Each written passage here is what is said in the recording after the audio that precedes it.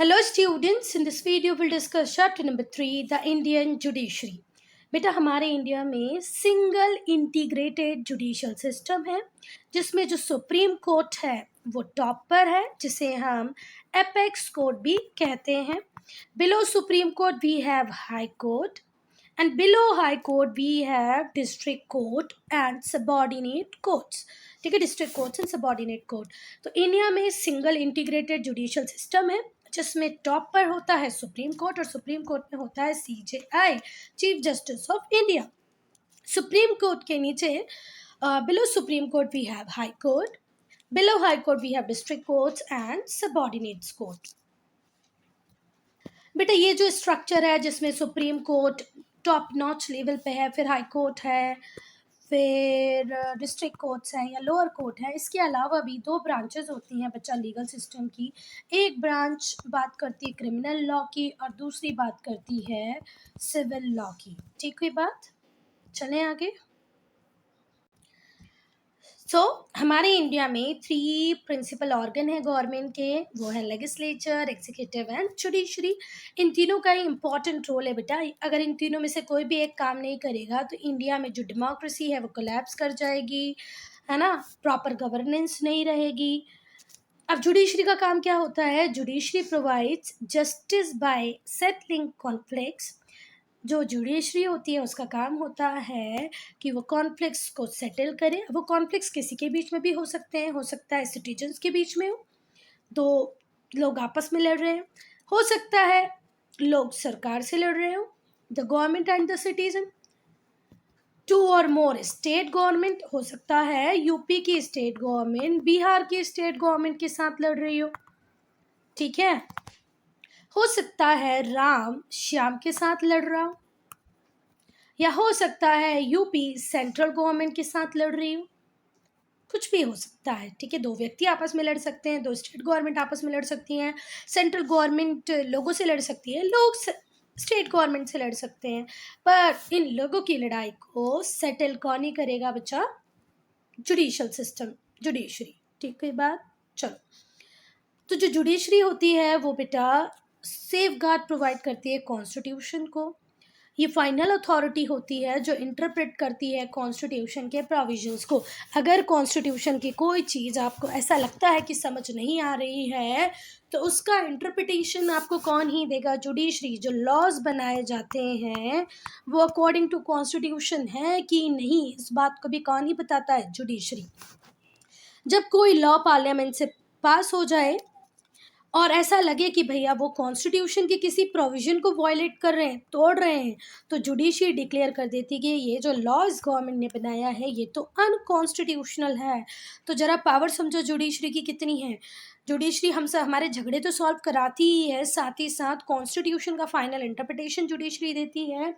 अगर पार्लियामेंट से कोई लॉ पास हो जाए और उसके पास होने के बाद जुडिशरी को ये लगे कि यार ये अकॉर्डिंग टू कॉन्स्टिट्यूशन नहीं है, कॉन्स्टिट्यूशन के प्रोविजंस को वायलेट कर रहा है, तो जुडिशरी के पास पूरी पावर रहती है कि वो उसे अनकॉन्स्टिट्यूशनल डिक्लेयर कर दे. जुडिशरी जनरल पब्लिक के फंडामेंटल राइट्स को भी सेफ गार्ड प्रोवाइड करती है, प्रोटेक्ट करती है. It ensures that no one is punished. ये बिल्कुल अच्छी तरह इंश्योर कराती है कि जब तक कोर्ट में कोई गिल्टी साबित ना हो जाए जब तक उसे पनिशमेंट ना दी जाए. ठीक है, तो फंडामेंटल राइट्स को हमारे प्रोटेक्ट करती है जुडिशरी. हमारे बीच के जितने भी झगड़े होते हैं उन्हें सॉल्व कराती है जुडिशरी.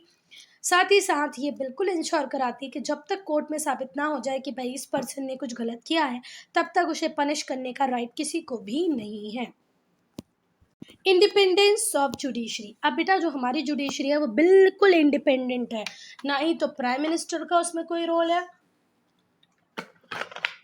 ना ही तो प्रेसिडेंट का, और ना ही किसी और गवर्नमेंट ऑफिसर का. जो हमारे कॉन्स्टिट्यूशन के फ्रेमर्स थे, जो लोग हमारा कॉन्स्टिट्यूशन बना रहे थे, उन्होंने जुडिशरी को इंडिपेंडेंट रखा. जुडिशरी में इंटरफेरेंस ना ही तो कोई एग्जीक्यूटिव कर सकते हैं ना ही तो लेजिस्लेचर कर सकता है. एक इंडिपेंडेंट जुडिशरी बहुत इंपॉर्टेंट होगी बेटा, क्योंकि जब तक इंडिपेंडेंट जुडिशरी नहीं होगी ये एग्जीक्यूटिव, ये लेजिस्लेचर, गवर्नमेंट जो पावर में है वो अपने अकॉर्डिंग कंट्री को रन करने लगेंगे। इसलिए बहुत बढ़िया है कि हमारे कंट्री में जुडिशरी इंडिपेंडेंट है। तो जो इंडिपेंडेंट जुडिशरी होती है वही चेक रख सकती है बच्चा मिस यूज़ ऑफ पावर पे। अगर गवर्नमेंट का कोई भी व्यक्ति जो गवर्नमेंट से एसोसिएटेड है और अपनी पावर को मिसयूज़ करेगा तो उसके ऊपर चेक कौन रखेगी? जुडिशरी। और ऐसा कब पॉसिबल हो सकता है? जब वो इंडिपेंडेंट हो। So it can only check, judiciary can only check the misuse of power by other two organ of the government and can provide impartial justice. Legislature अगर मिसयूज़ करता है पावर्स का, अगर एग्जीक्यूटिव मिसयूज़ करते हैं power का, तो उनके ऊपर चेक रखती है जुडिशरी, ठीक है, और इम्पार्शियल जस्टिस प्रोवाइड करती है। बेटा यहाँ पर स्ट्रक्चर दिया है, हम वो पहले पढ़ लेते हैं। विलेज में होती है न्याय पंचायत, सबऑर्डिनेट कोर्ट्स होती हैं डिस्ट्रिक्ट में, सिविल कोर्ट होती है, क्रिमिनल कोर्ट होती है, रेवेन्यू कोर्ट होती है और लोक अदालत होती है, ठीक है। उसके ऊपर होता है बेटा हमारा हाई कोर्ट, ठीक है, स्टेट्स और यूनियन टेरिटरीज के होते हैं ये। और फिर आता है सुप्रीम कोर्ट जो सेंटर लेवल पे होगा। I will make separate video for quick revision. अब हम लोग डिस्कस करेंगे बेटा सुप्रीम कोर्ट को। तो सुप्रीम कोर्ट जो है हमारे इंडिया में वो हाईएस्ट कोर्ट है, जिसे हम एपेक्स कोर्ट भी कहते हैं, और यह सिचुएटेड है दिल्ली में, न्यू दिल्ली में, ठीक है। इसमें चीफ जस्टिस ऑफ इंडिया होते हैं और 30 अदर जजेस होते हैं, ठीक है। So Supreme Court of India is the highest court of India. It is situated in New Delhi. इसमें एक चीफ जस्टिस ऑफ इंडिया होता है और 30 अदर जजेस होते हैं। वैसे ये कंपोजिशन बढ़ के अब 34 हो गया है। 34 में सीजेआई होगा प्लस 33 जजेस होंगे। एक बार आप लोग चेक करिएगा गूगल पे, ठीक है, मैंने कहीं ये भी पढ़ा है, पर ठीक है, क्योंकि हमारी बुक 30 जजेस बोल रही है तो हम अभी आंसर शीट में कितना ही लेके आएंगे, chief justice of India and 30 other जजेस, ठीक हुई। टोटल 31 की बात हमारी बुक कर रही है तो हम 31 ही लिखेंगे। बाकी पता नहीं, कहीं मैंने पढ़ा है कि 34 होंगे including CJI, chief justice of India, ठीक है। तो आप एक बार टीचर से डिस्कस कर लेना। इसके लिए जो नंबर है जजेस के वो चेंज हो सकते हैं। इसको चेंज करने का काम करेंगे पार्लियामेंट को टाइम टू टाइम जब लगता है यार जजेस और होने चाहिए तो वो उसके नंबर को बढ़ा सकती हैं। जो प्रेसिडेंट होते हैं वो चीफ जस्टिस ऑफ इंडिया को अपॉइंट करते हैं, पर कब, कैसे? जब एक chief justice of India retire होने वाला होता है तो उसके पहले से प्रोसेस चालू हो जाती है कि भैया आने वाला सीजेआई कौन होगा। तो जो प्रेसिडेंट होते हैं वो कंसल्ट करते हैं अदर जजेस से, सुप्रीम कोर्ट और हाई कोर्ट के, और फिर एक नाम डिसाइड होता है on the basis of experience, seniority. फिर वो चीफ जस्टिस ऑफ इंडिया बनते हैं जिन्हें अपॉइंट कराएंगे कौन? प्रेसिडेंट। जो सीनियरिटी होती है जजेस की वो एक इम्पॉर्टेंट फैक्टर होती है। दूसरे जो जजेस होते हैं उन्हें भी अपॉइंट किया जाता है on the recommendation of collegium के रिकमेंडेशंस पे। जो दूसरे जजेस होते हैं उन्हें भी अपॉइंट कर लिया जाता है। अब यहाँ पे कॉलेजियम का मीनिंग जरा समझ लो बेटा, क्योंकि इंपॉर्टेंट है। कॉलेजियम मैडम ऐसे भी पूछ सकती है 2 मार्क्स में, what do you mean by collegium या डिफाइन कॉलेजियम। तो क्या लिखोगे आप कॉलेजियम के लिए कि ये एक ग्रुप होता है जिसमें चीफ जस्टिस ऑफ इंडिया होते हैं और 4 सीनियर मोस्ट जजेस होते हैं। चीफ जस्टिस ऑफ इंडिया होंगे, 4 सीनियर मोस्ट जजेस होंगे सुप्रीम कोर्ट के, जो सिलेक्ट करेंगे सुप्रीम कोर्ट के जजेस को। क्लियर हुई बात? चलो, कॉलेजियम का मीनिंग क्लियर होगा।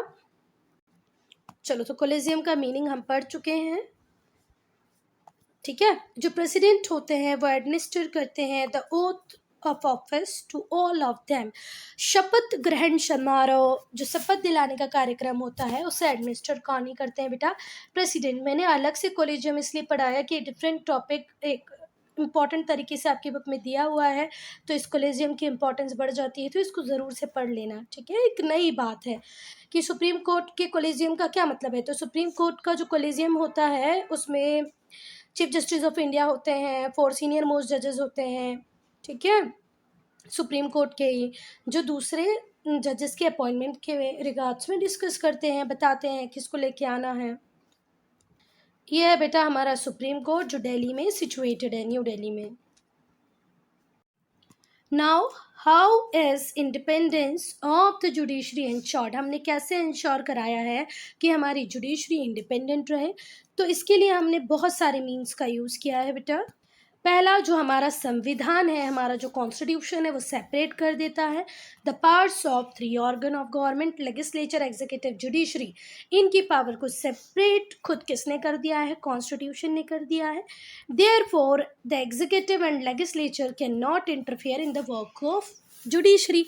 और यहाँ पर क्योंकि तीनों के काम अलग अलग हैं, तो कभी भी एग्जीक्यूटिव या लेजिस्लेचर जुडिशरी के किसी काम में इंटरफेयर करेगा ही नहीं। ऐसा किसने इंश्योर कराया है? हमारे कॉन्स्टिट्यूशन ने। कॉन्स्टिट्यूशन ने तीनों के कामों को सेपरेट कर दिया है। अब तीनों अपना अपना काम करें, किसी को किसी के मैटर में बोलने की ज़रूरत ही नहीं है। फिर अगर हमें अपॉइंटमेंट कराना होगा नए जजेस का, तो वो कराने का काम एक बॉडी करेगी जो खुद किससे बनी होगी? जजेस से ही बनी होगी। द अपॉइंटमेंट ऑफ न्यू जजेस is made by a body consisting of जजेस ओनली। नए जज का अपॉइंट करने के लिए जो बॉडी बनती है उसमें सिर्फ जजेस ही होते हैं। उसमें प्रेसिडेंट, प्राइम मिनिस्टर का कोई रोल नहीं होता। प्रेसिडेंट अपॉइंट कराएगा, ओथ दिलवा देगा, पर प्रेसिडेंट एक्स जज बनेगा या वाई जज बनेगा ये नहीं बता सकता। वो बताने का काम किसका है? उस बॉडी का जिसमें सिर्फ जजेस ही होंगे। The executive does not play any important role here. Executive भले पीएम हो, सीएम हो, आपके प्रेसिडेंट हो, इनका कोई रोल यहाँ पर नहीं होता है। क्योंकि ये बात समझ में आई बेटा, नहीं समझ में आई तो फिर से सुनो। अगर किसी नए जज का अपॉइंटमेंट होना है तो उसको डिसाइड जजेस ही करेंगे बेटा। एक बॉडी होगी जिसमें सिर्फ जज होंगे, वही बताएंगे कि आने वाला जज कौन बनेगा। ठीक है, अपॉइंटमेंट भले ही उसका प्रेसिडेंट करा दे, पर डिसाइड कौन करते हैं? सिर्फ जजेस। और यहाँ पर एग्जीक्यूटिव का कोई रोल नहीं होता है। द रिमूवल ऑफ अ जजेस require 2/3 majority in the parliament. Parliament में जब जजेस को हटाने की बात पे 2/3 मेजॉरिटी रेडी हो जाए, मतलब 66.66% पर लोग ये बोलने लगे कि नहीं यार जज को हटाना ही चाहिए, तभी जज को रिमूव किया जा सकता है। और इस प्रोसेस को हम बोलते हैं इम्पीचमेंट।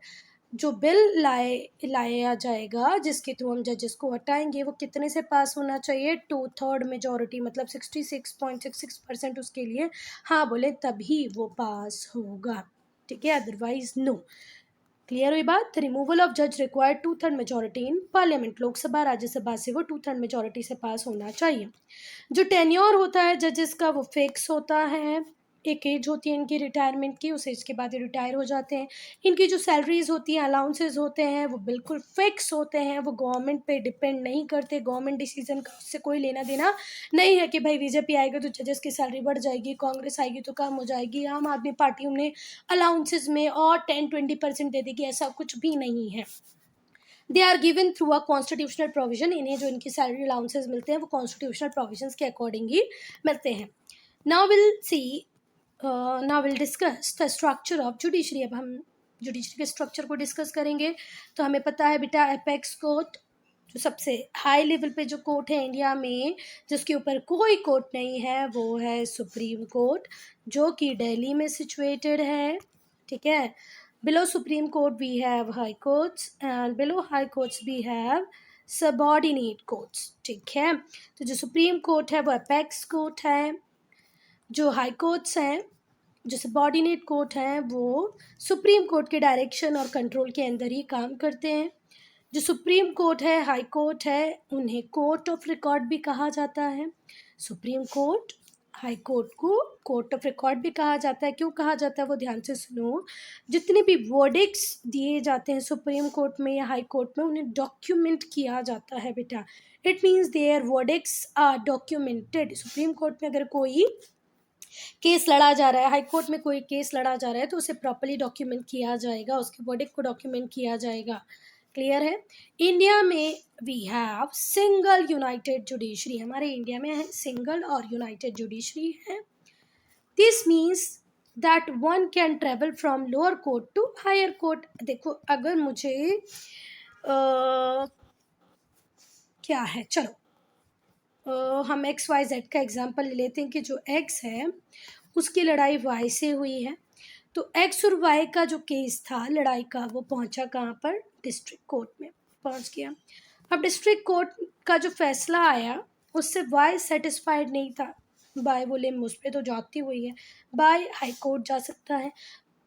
हाई कोर्ट का जो फैसला आया वो एक्स को मंजूर नहीं था, तो एक्स ने बोला मैं सुप्रीम कोर्ट जा सकता हूँ, तो वो सुप्रीम कोर्ट चला गया। तो बेटा इस बात का बहुत ज़्यादा ध्यान रखना कि जो जाने का तरीका होगा वो यही होगा, आप सीधे अपने केस को लेके सुप्रीम कोर्ट या हाई कोर्ट नहीं जा सकते।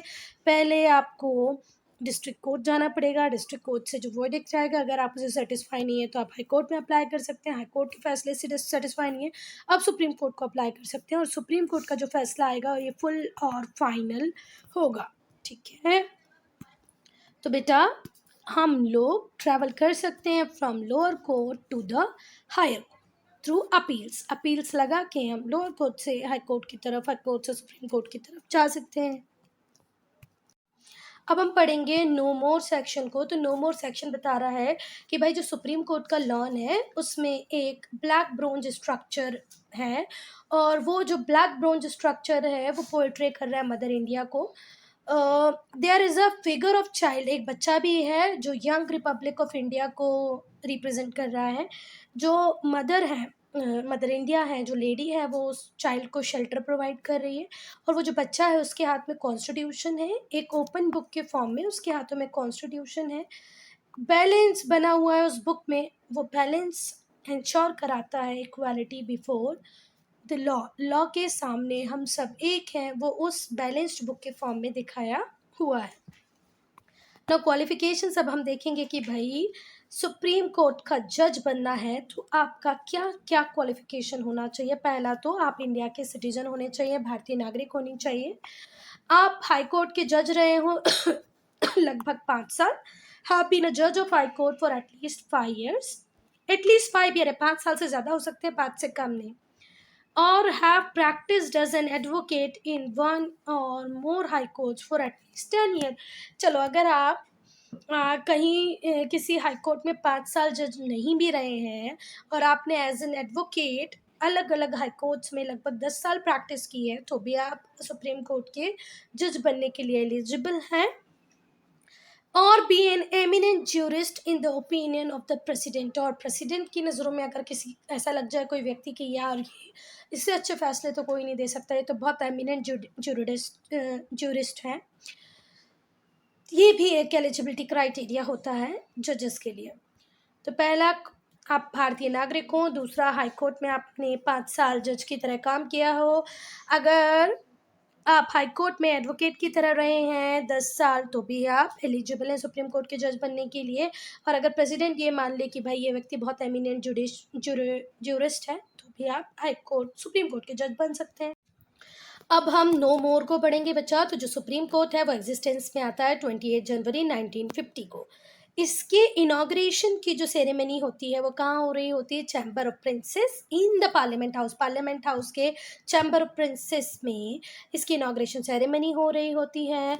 इस इनाग्रल फंक्शन को प्रिसाइड कर रहे होते हैं श्री हरिलाल जेकानिया, और यही फिर इंडिया के पहले CJI first chief justice of India बनते हैं।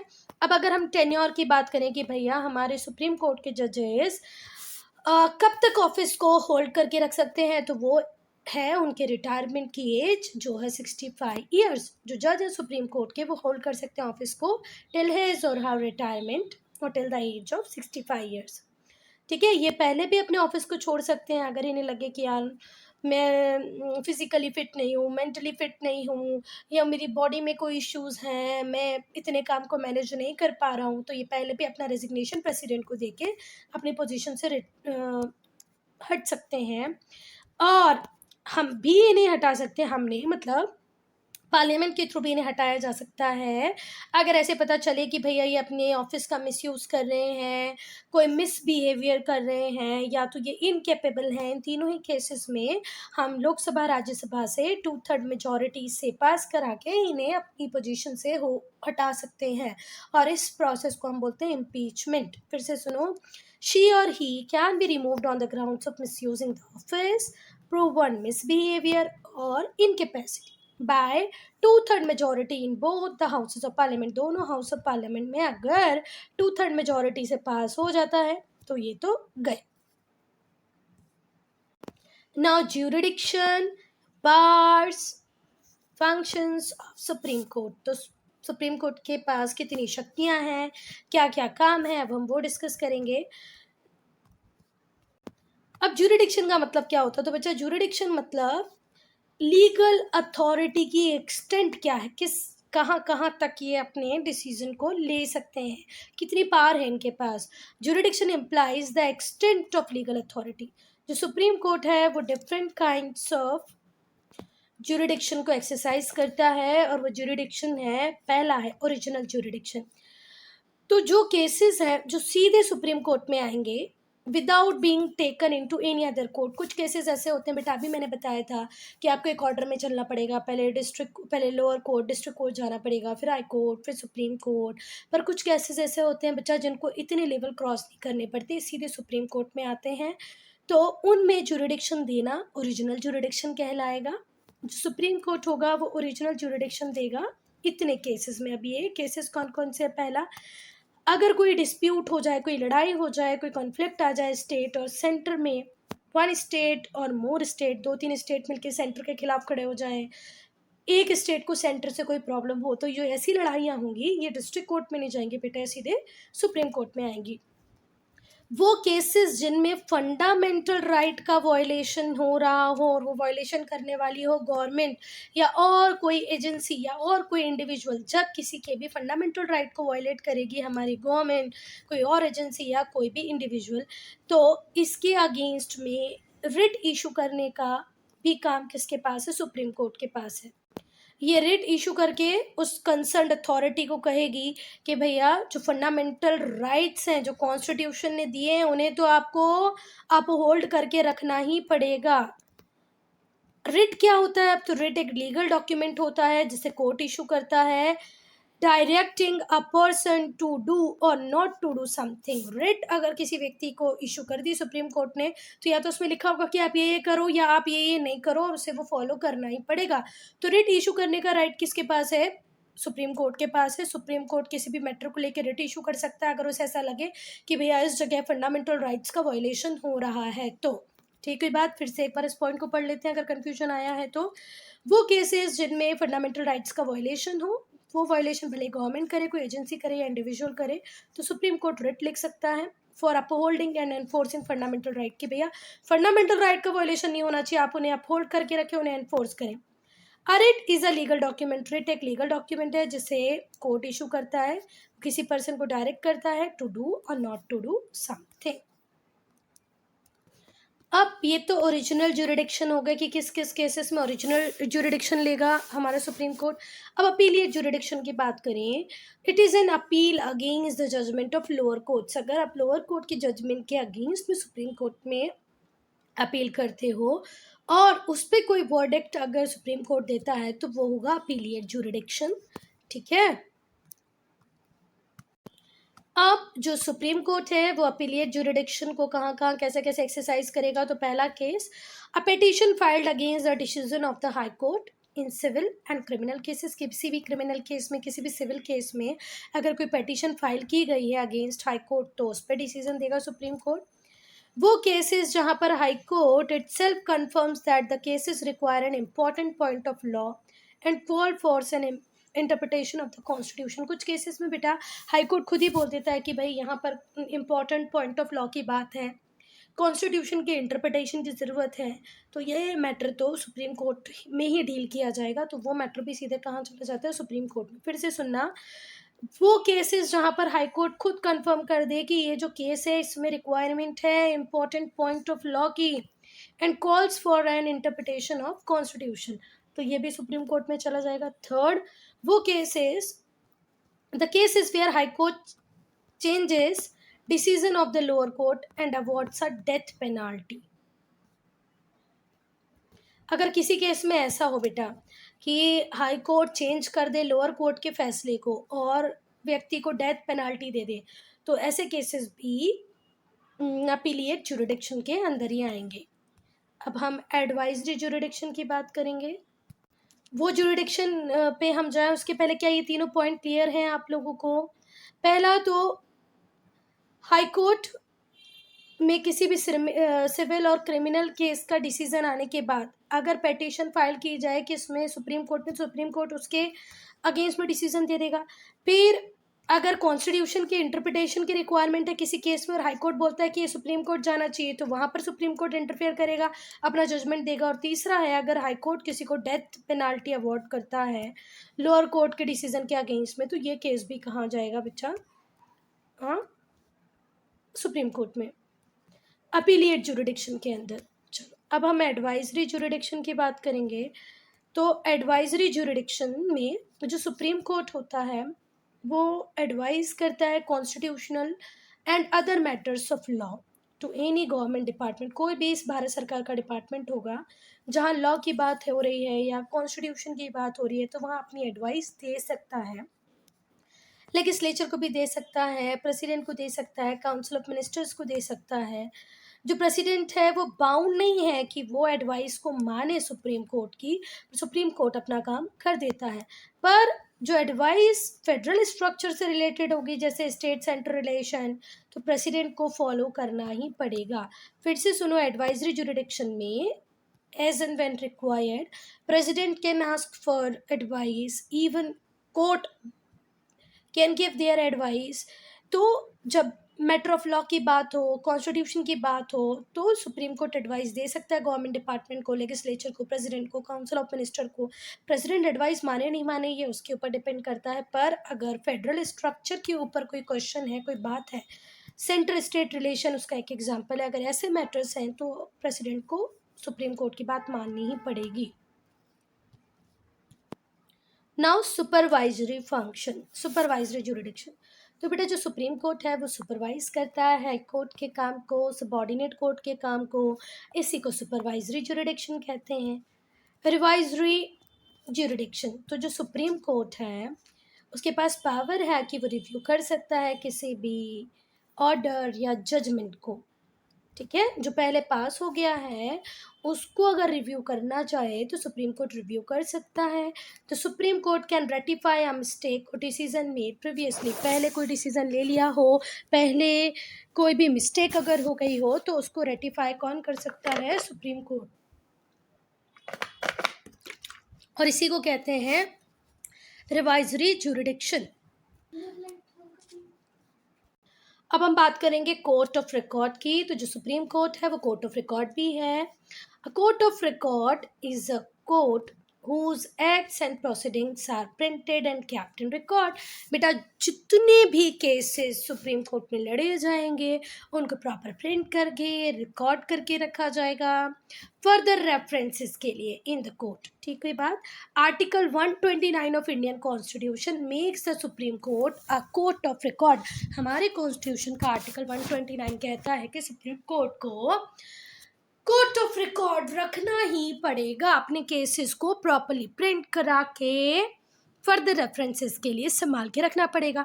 तो जो सुप्रीम कोर्ट है वो कोर्ट ऑफ रिकॉर्ड भी है। Court of record is a court whose acts and proceedings, जिसके एक्ट्स की, जिसके प्रोसीडिंग्स को प्रिंट करके फर्दर रेफरेंस के लिए, फ्यूचर रेफरेंसेस के लिए रखा जाएगा। और ऐसा कौन कहता है? हमारे इंडियन कॉन्स्टिट्यूशन का आर्टिकल 129। नेक्स्ट है जुडिशियल रिव्यू। तो बेटा कॉन्स्टिट्यूशनल वैलिडिटी को डिटरमाइन करने के लिए कि भाई एक लॉ की कॉन्स्टिट्यूशनल वैलिडिटी कितनी है, ठीक है, ये भी किसके हाथ में? सुप्रीम कोर्ट के हाथ में। अगर कोई लॉ बन जाए और सुप्रीम कोर्ट को लगे कि नहीं यार ये लॉ तो प्रॉपर नहीं है, ये कॉन्स्टिट्यूशनली वैलिड नहीं है, तो सुप्रीम कोर्ट उसको वापस लेने की बात कहेगा गवर्नमेंट को। जुडिशियल रिव्यू पावर है जुडिशरी की, जिसमें सुप्रीम कोर्ट डिटरमाइन करता है कि भाई ये जो लॉज हैं, रूल्स हैं गवर्नमेंट ने जो बनाए हैं, ये वैलिड भी है कि नहीं, अकॉर्डिंग टू कॉन्स्टिट्यूशन है कि नहीं। और कोर्ट के पास ये पावर है कि वो उन लॉज को रिजेक्ट कर सकता है, किसी लॉ को गवर्नमेंट को वापस लाने के लिए, वापस लेने के एनफोर्स कर सकता है। जैसे अभी सुप्रीम कोर्ट ने बिल्कुल रिसेंट ही केस है, फार्मर्स लॉ को विड्रॉ करने की बात कही है और नरेंद्र मोदी ने फार्मर्स लॉ को वापस भी लिया। तो जब जब कोर्ट को, सुप्रीम कोर्ट को ऐसा लगेगा कि भैया ये जो लॉ बनाया गया है ये कॉन्स्टिट्यूशनली वैलिड नहीं है, प्रॉब्लमेटिक है, तो उसको वापस लेने के बाद सुप्रीम कोर्ट कर सकता है, रिजेक्ट कर सकता है उस लॉ को। Farmers bill is one of the best example of this. कई बार ऐसा होगा बेटा कि पूरा लॉ वापस लेने की बात करेगा, और कई बार ऐसे होगा कि वो किसी एक पर्टिकुलर पार्ट को हटाने की बात करेगा जो अनकॉन्स्टिट्यूशनल लगेगा या कॉन्स्टिट्यूशन के अगेंस्ट में होगा। ठीक है student, I'm ending this video here only. If you have any doubt, any problem, any suggestion, please do write in comment section.